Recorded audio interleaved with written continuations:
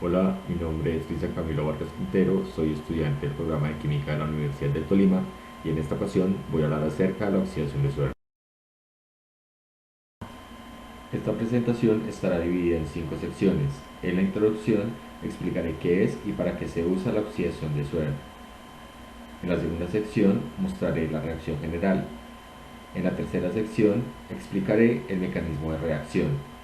En la cuarta sección veremos un ejemplo reportado en la literatura.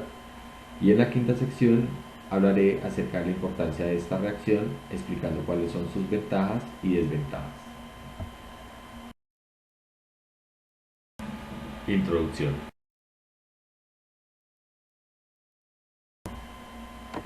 El tratamiento de alcoholes con diversos agentes oxidantes proporciona aldehídos o cetonas. La oxidación de un alcohol primario produce un aldehído, la de un alcohol secundario produce una cetona, mientras que los alcoholes terciarios no se oxidan. Uno de los agentes oxidantes más comunes es el cromo 6, que se reduce a cromo 3, por lo que clásicamente se han empleado los dicromatos de sodio o de potasio. Sin embargo, en el caso de los alcoholes primarios, estos procedimientos se ven limitados por la posibilidad de que el aldehído obtenido se siga oxidando al correspondiente ácido carboxílico. Para evitar este problema, en la actualidad existen algunas alternativas. Una de ellas es utilizar el reactivo de Collins, que es un complejo de cromo 6 y piridina, o utilizar el clorocromato de piridino. Tanto el reactivo de Collins como el clorocromato de piridino son solubles en disolventes orgánicos y por lo tanto pueden emplearse en la oxidación de alcoholes primarios aldehídos en disoluciones no acuosas, con lo que se evita la subsiguiente oxidación al ácido carboxílico. Otra alternativa es el método de Swern. En 1976, Daniel Swern y sus colaboradores reportaron que al tratar dimetilsulfóxido con anhidro trifluoroacético a una temperatura de menos 50 grados Celsius en diclorometano, se producía el trifluoroacetato del trifluoroacetoxidimetilsulfonio, que reacciona fácilmente con alcoholes primarios o secundarios. El trifluoroacetato de alcoxidimetilsulfonio, en conjunto con la adición de trietilamina, ocasiona una oxidación generando los correspondientes aldehídos y o cetonas con un buen rendimiento. En 1978 se introduce el cloruro de oxalilo, que demuestra ser mucho más efectivo frente al anhídrido trifluoroacético como agente activador del dimetilsulfóxido durante la oxidación de alcoholes.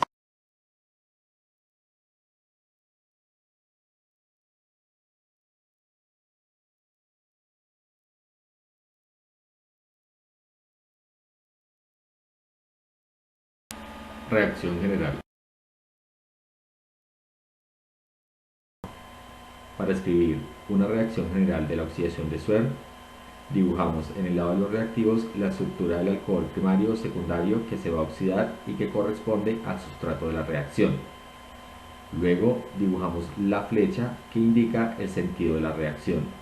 Sobre la flecha escribimos cuáles son los principales reactivos que participan en ella: el dimetilsulfóxido, el anhídrido trifluoroacético o el cloruro de oxalilo y la amina terciaria, que generalmente es trietilamina. Bajo la flecha indicamos las condiciones en las que se realiza esta reacción, es decir, la temperatura y el solvente empleado, que generalmente es diclorometano. Y finalmente, en el lado de los productos dibujamos la estructura del aldehído o de la acetona según corresponda.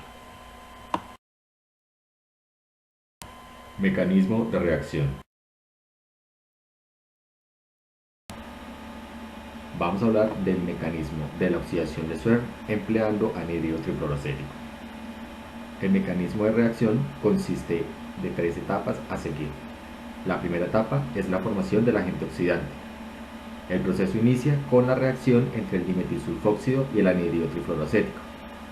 La segunda etapa es la activación del alcohol, que consiste en la adición lenta del alcohol y a continuación de una amina terciaria, por ejemplo, de isopropilamina o trietanolamina, siendo esta última la más común. La adición de esta amina terciaria es necesaria para facilitar la descomposición de la sal de alcoxisulfonio que se forma durante el proceso. La tercera etapa es la formación del producto, que se da mediante un reordenamiento intramolecular. La primera etapa es la activación del dimetilsulfóxido con anhídrido trifluoroacético. Esta etapa se lleva a cabo a temperaturas inferiores a menos 30 grados Celsius. Aquí, el dimetilsulfóxido ataca nucleofílicamente al anhídrido trifluoroacético, expulsando una unidad de trifluoroacetato, la cual queda unida al intermediario trifluoroacetoxidimetilsulfonio. De esta manera, se forma el trifluoroacetato de trifluoroacetoxidimetilsulfonio.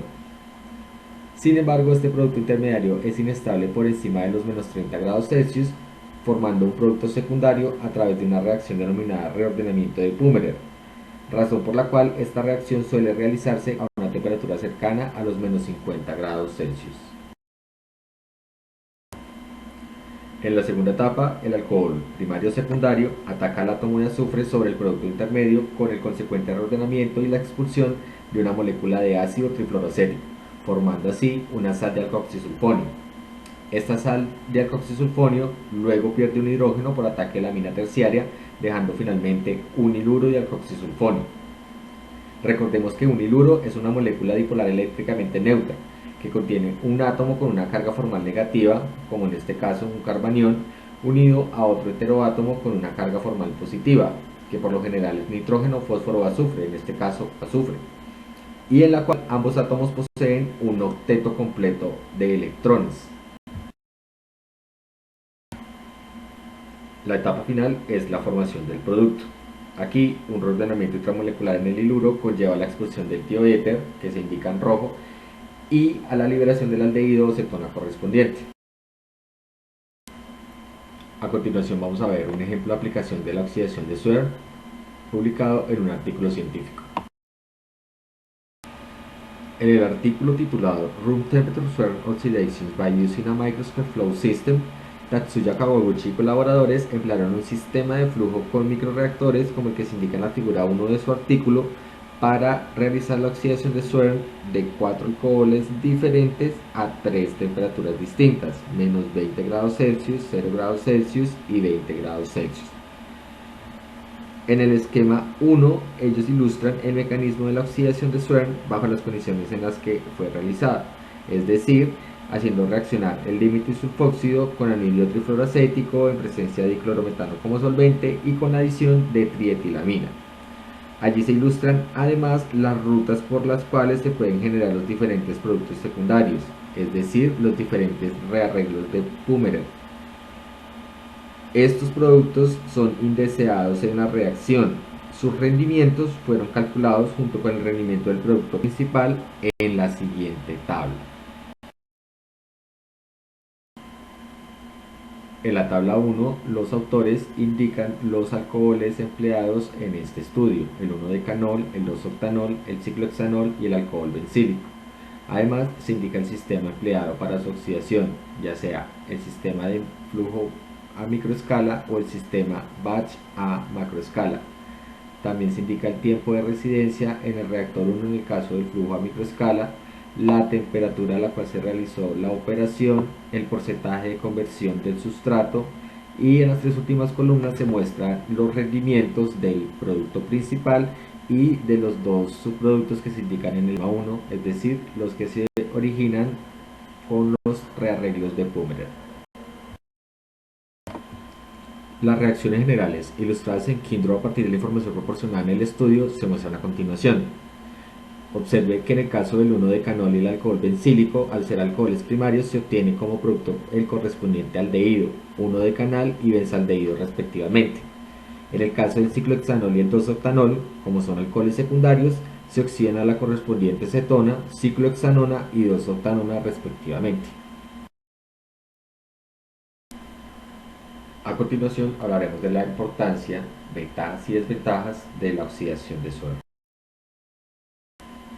La oxidación de Swern es una de las reacciones de oxidación y reducción de mayor importancia en la síntesis orgánica al ser uno de los métodos más útiles para la conversión de alcoholes primarios o secundarios a aldehídos y cetonas respectivamente. Entre las ventajas de la oxidación de Swern encontramos su versatilidad, dado que permite oxidar tanto alcoholes primarios como alcoholes secundarios. Su eficiencia, debido a que además de los buenos rendimientos, la eficiencia de la oxidación no se ve afectada por el impedimento estérico del sustrato. Las condiciones suaves, debido a que además de realizarse en condiciones suaves de temperatura, tolera una gran variedad de otros grupos funcionales, incluidos los que tienen el nitrógeno oxidable y átomos de azufre. Y finalmente, como ventaja, tenemos una menor generación de residuos en comparación con otros métodos de oxidación. Limitaciones de la oxidación de suero.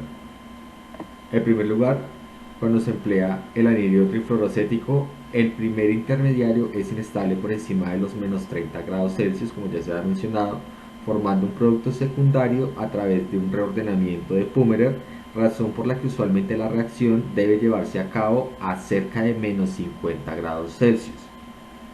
Por otra parte, cuando se emplea cloruro de oxalilo, el primer intermediario es inestable por encima de menos 60 grados Celsius, por lo que la oxidación debe realizarse generalmente a menos 78 grados Celsius. Adicionalmente, en ausencia de un solvente, el dimetilsulfóxido reacciona de manera violenta, causando una explosión con el cloruro de oxalilo o con el anhídrido trifluoroacético. Y finalmente, el uso del anhídrido trifluoroacético puede dar lugar a productos secundarios, los cuales, como ya sabemos, son indeseados, mientras que en el caso del cloruro de oxalilo, los subproductos son extremadamente raros. En la siguiente diapositiva se podrán apreciar las referencias empleadas para la elaboración de esta presentación. Muchas gracias por la atención, hasta la próxima.